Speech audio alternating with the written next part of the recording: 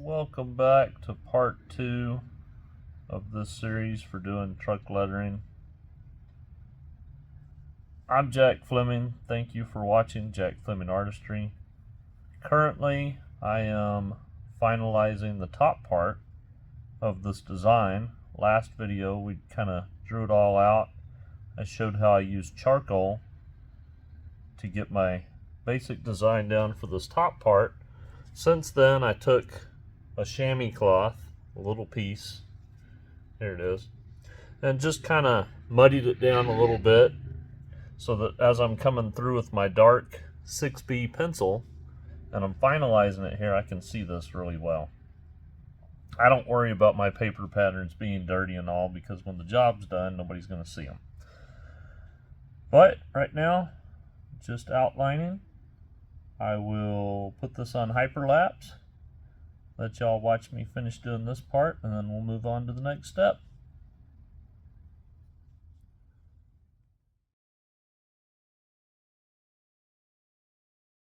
Okay, before I finish this design, I wanted to dry fit it onto the truck. Make sure that it's going to look right on the truck. With it on here, I had some ideas. I still haven't put the name of the town down here in the state. I had an idea of putting a little faucet handle on this side. We've got the drip on that side, and now that I have it on the truck, I'm kind of sold on that because I think it's going to help balance it. We've got visual weight down here, meaning my eye wants to come rest at stuff down there, which makes this side look a little open and empty. By putting this up here, it's like a teeter-totter. You know, it kind of gives some more weight on this side. So I think that'll look pretty good. We've got a lot of visual weight with those K's and stuff there. So I don't want to put too much weight on that other side, or on this side. I think it's going to work out because that over there is going to be blue, which is going to pull a little bit more weight than this handle will on this side. And I know too, I still want to put some sort of dots right there. I was thinking about closing that gap up a little bit, and I still think that I need to, but I'm going to do that by cutting it out. So we're going to finalize this design in this video here, and then I'm going to go through and at least gold leaf this part in this video here. I might as well show you all this too. I don't like this gap here. I've mentioned it a couple of times. I'm going to cut this section out, cut out how much of that gap I want, shrink it together, and just tape it back together rather than having to sit here and draw it all off. So I'm going to do that, show you guys how I do it. I used my ruler, went just above my lettering, made sure that my gap space is the same up here. I'm going to go ahead, take my X-Acto, and I'm going to put this underneath here because I don't want to cut up my MDF.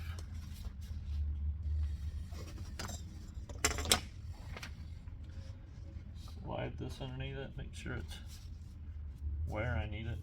Yeah, we got plenty of room there. Bring this down to the edge just so I know. Alright. Take my straight edge. Something that I used to always tell my students when I was teaching high school. It's really important with this stuff. Get your straight edge exactly where you want it. I'm going to make my hand like the L shape, right? Putting that thumb and that index finger as far apart and as far away from that edge as possible. I've actually seen people cut the tip of their finger because it overlapped that. Now, I don't want to do that. I like my fingers too much. So I'm going to go just until I get to the edge of my cutting sheet, which is right there. Then I need to move my cutting sheet.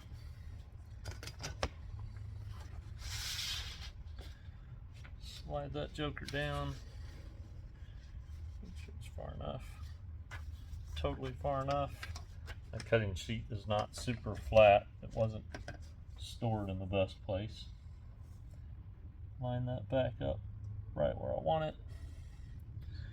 I'm going to come just past that last S.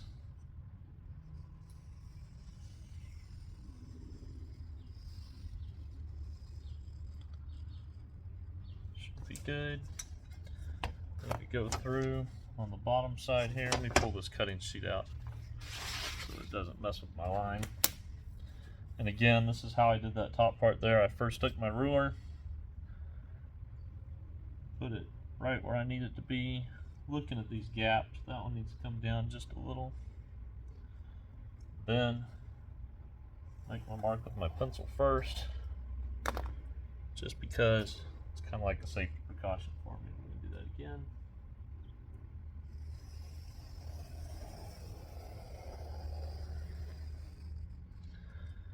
I am going to use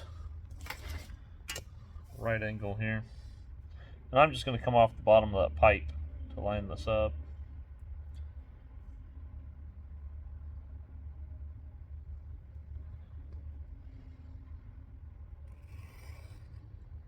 There. Come down here. I forgot to put my cutting sheet underneath there, so now I got a line in my MDF. I make mistakes all day long. They're not the end of the world. Sometimes you just live with them. Like lines cut in my MDF. Okay, so this piece can come out now.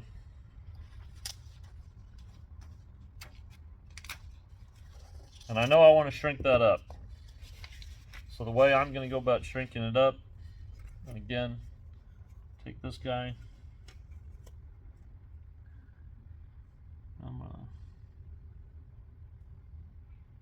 see, you know what, we're gonna go maybe here. I'm going a little closer to that S than what the letter is gonna come to. And then, once these are apart, see, I'm being too careful because I don't want to cut into my MDF too much. And cut them out one more time. Hopefully that'll come. Okay. So now I'm just going to take this, slide it over the top of that until the gap looks right. And I think I could live with that gap. Stand back and look at it. And then I'm going to get some Scotch tape.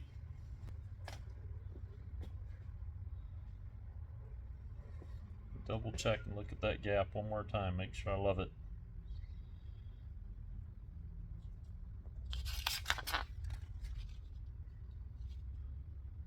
I don't know. Visually, I think that was just about right. Scotch tape that joker together, and then, since my distance from the edge of that paper to the edge of the letter is the same on both, all I got to do now is just slide this over until this gap and this gap look about the same, which they do, and it should be centered. So now I'll just Scotch tape that. I'm trying not to tape over any of my pencil. That way when I go to transfer this, I don't have any issues.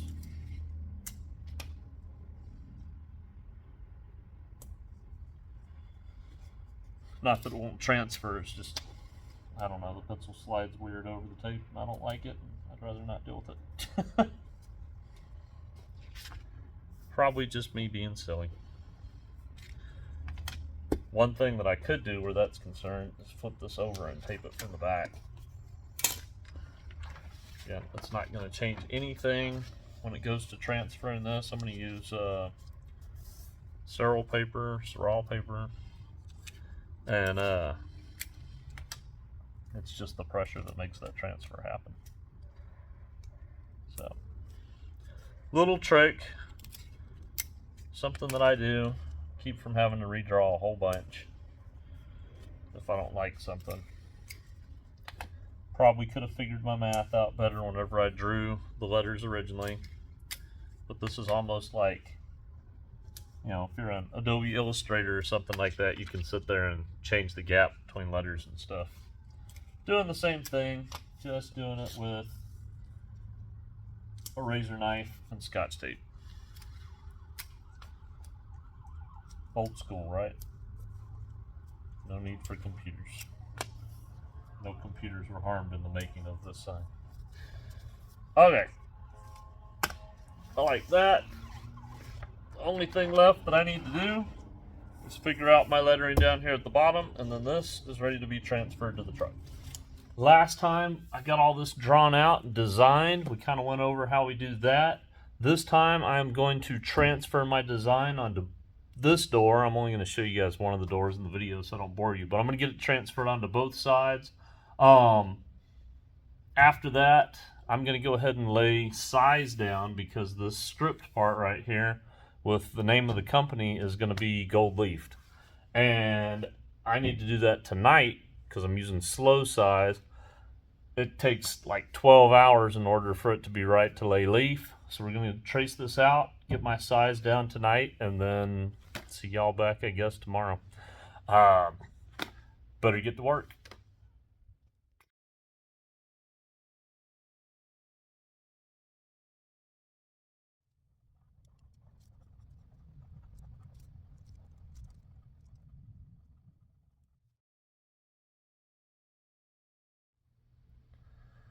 Alright, I forgot to hit record before I did this side of the truck, but this gives you an idea of what it's going to look like. You can barely make out my tracings, which is okay, because I can see them to paint them. They don't really show up in the camera.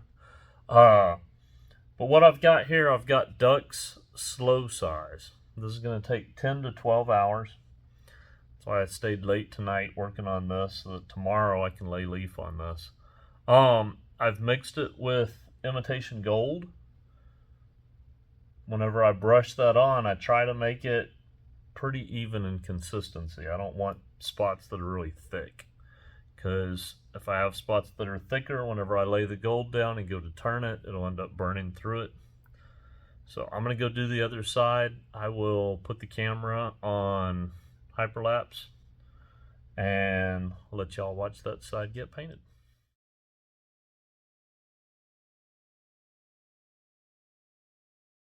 Alright, I wanted to show you guys something that I'm doing real quick. I have this image here that's part of their business card logos.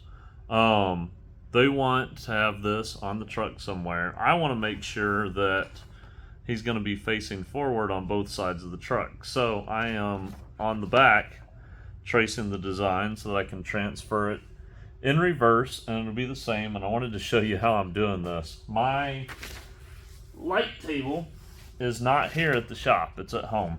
I haven't brought it up here yet, just been busy. So instead of using a light table, I put my little shop light inside of this truck. I'm gonna turn the lights off in here.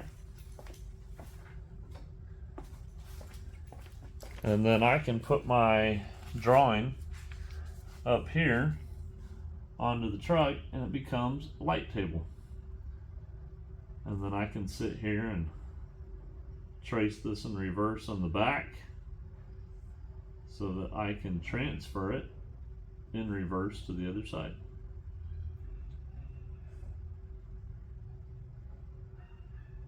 Oh. So same thing as the light table, just using the rear window here as a light table, just with my shop light. Maybe you don't have a light table.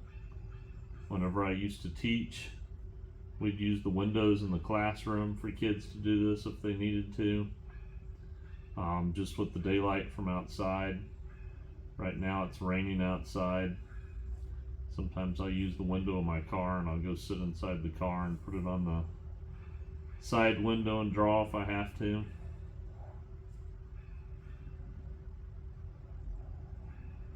Since it's too wet to do that, doing this here inside the shop. I'm gonna finish doing this and get back to work. Alright, so things have gotten pretty tight in here at the moment. I had to bring another vehicle in. Because of that, I've had to squish this one up into my little area here. I'm going to go ahead and lay the leaf on this real quick and brush it off, let it sit, come back and spin it later because I've got to work on this truck too. So let's do that. Kind of a weird angle here. I'm using imitation leaf from WB Gold Leaf. Basically just lay it on. Since it's patent leaf, that means it's stuck to the paper.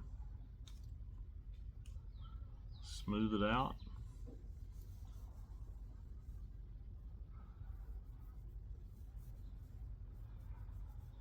I like to, while that paper's on there, really kind of smooth it out good. And then when I go to peel this off, I'm going to sit here and kind of gently roll it down and off, because I can see if it's not sticking well anywhere. I can give it a little bit more pressure. See, I got an area right there where it's just not wanting to stick. I had to run and go get dollies to move this truck since I don't have the keys right now. It took me a little longer than I wanted. At least for my size is set just a little longer than I'd like. But there we go with that. I've still got some left here I'm going to use for these bottom parts. Waste not, want not.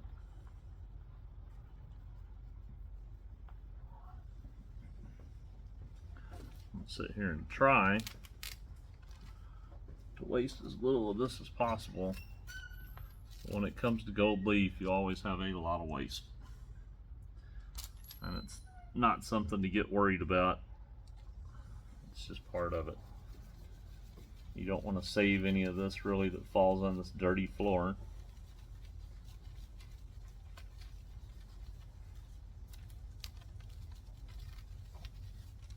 Okay. It's one leaf or one page.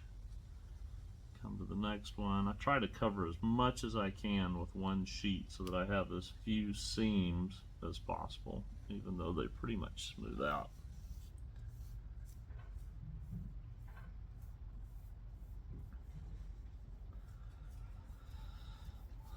I'll get this letter done, and then I'm going to put this in the whole time-lapse deal. Let you guys watch me lay the rest of this here, and then we'll come back and I'll show you what I do before I brush it off.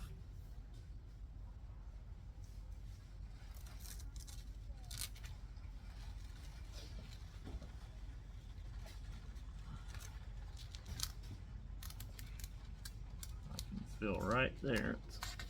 There we go.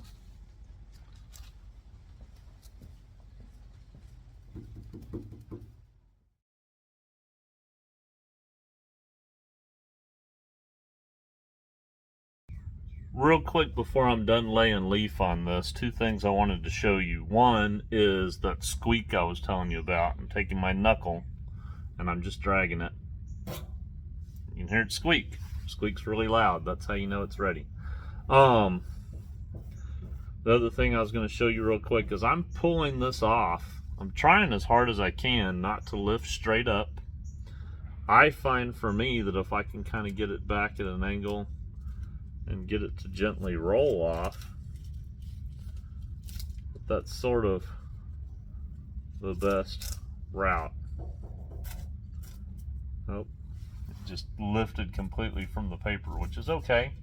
Sometimes there might be some ratty edges if it does that. This time there wasn't.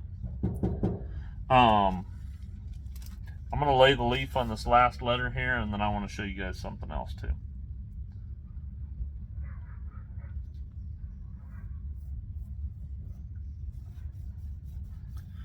There's a little bit I can see through the paper here of the glue sticking out that I'm going to have to come back over. It's one of the nice things about patent leaf is you can see any, what I call holidays. I've been calling them that since I used to paint houses a long time ago. A boss I had talk about places where the paint missed or whatnot as holidays, kind of stuck to that term. So there's a little holiday right there I can see. So again, I'm going to roll this off. I try to find the place where it wants to roll the easiest and then let it do what it wants. There's a little piece of glue hanging out right there. I'm going to put some of this over the top of that, and I give it a little firm tap with the fleshy part of my finger there, not my nail.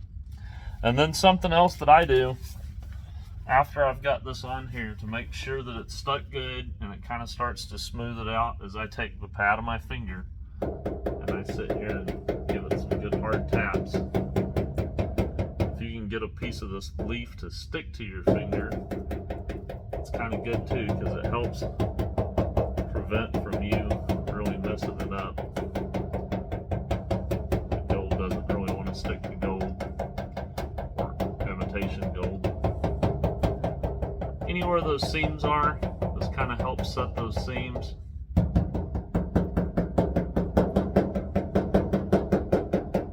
Starts getting some of the texture and wrinkles out of the leaf. This door is rough. It's got a lot of scratches and stuff in it. It's a patina paint of sorts. It's sanded to look like patina. But because of that, there's big sand marks that are going to show up in this leaf. It's just going to be part of it. To me, I kind of like that on stuff like this because it helps tell the tale of the paint. It's part of the story. See, there's gold on the tips of my fingers that's kind of preventing me from messing this leaf up.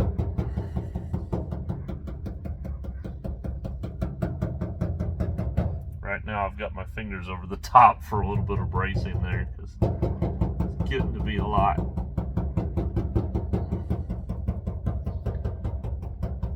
The other thing that's nice at this phase, if you do see any holes in it, which I actually don't have any right now, you can take some of the leaf, and if there was a hole, say here or something, you could put it over the top of it. I don't have a hole. Lucky, lucky.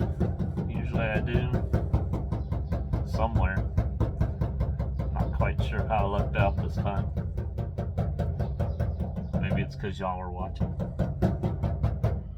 Alright, so that's that part. I'm going to go grab my shop vac because I've gotten to where I actually like to vacuum up the excess stuff to keep my shop clean while I'm doing this. And I put a little brush attachment on the end. That way if it does happen to hit the leaf, it's not going to scratch it real bad. So I'm going to go ahead and get that and get my brush, get set up, and then I'll show you how I do that. Okay, I got my shop vac. Got my little duster brush. I'm going to get started. I'm just going to put you guys on hyperlapse while I do this and get it done.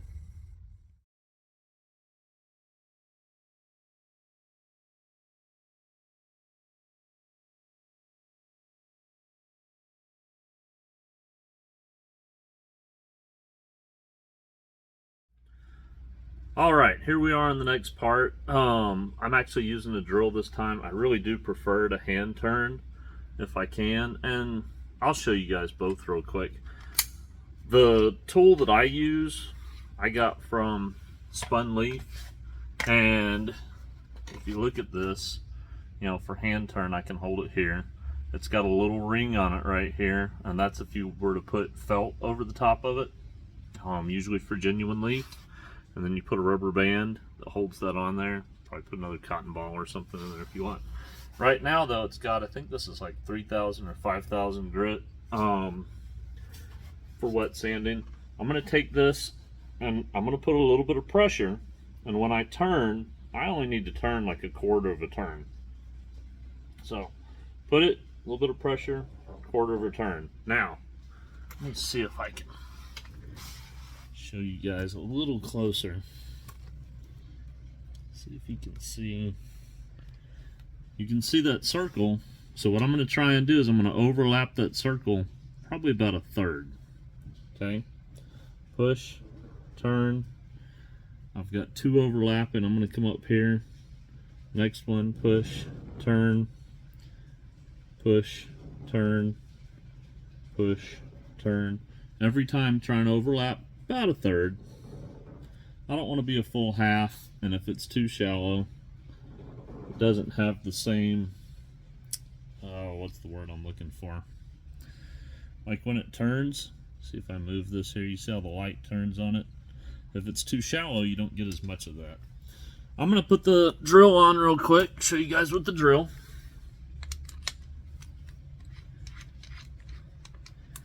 So when I do this with the drill, I'm barely squeezing on that to get just a slow turn going. So I get my slow turn going, and again, trying to overlap. Doesn't need to be on there for very long. You're not trying to push super hard, but you are pushing a little bit.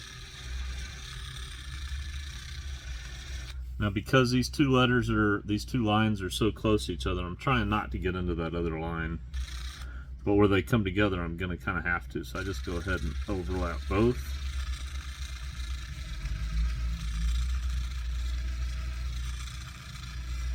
Move my way on down. Okay. I'm gonna sit here and keep doing this in real time for you guys for a minute. See what's a good angle here.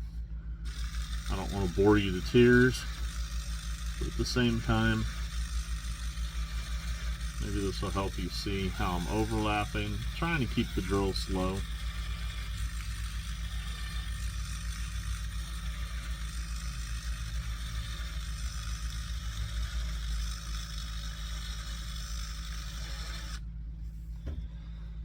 Now, I waited. I had another job come in that I had to get done yesterday. So I laid the leaf on this and brushed it off yesterday morning. And this is the following morning that I'm sitting here doing this. So I've waited about 24 hours. You don't have to. Most of the time I usually turn immediately. Kind of impatient. Some people have told me, people who've been doing this a lot longer than I have told me they think it's brighter if you wait longer. I don't know. I'll be honest in saying I don't have enough experience, or I won't say as much experience as those people do. I haven't really compared side by side, but this is turning really good and really bright. Part of it is the fact that my size was not too soft. It was just right. I'm going to keep doing this. I'm going to put it on the, what do they call it? They call it hyperlapse on my camera here. And get back to you guys later on with the next step.